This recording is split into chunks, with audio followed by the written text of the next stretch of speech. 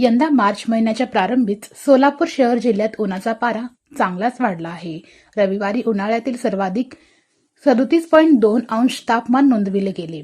वाढत्या उन्हाने आगामी काही दिवसात तापमानात वाढ होणार आहे, असा अंदाज हवामान तज्ज्ञांनी वर्तविला आहे।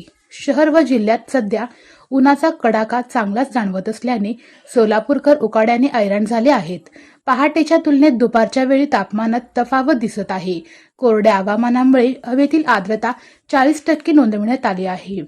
गत सप्ताहात अनेक ठिकाणी अवकाळी पावसाने हजेरी लावली, त्यामुळे 35 ते 36 अंशावर स्थिर असलेला तापमानाचा पारा आता 40 अंशाकडे झुकला आहे।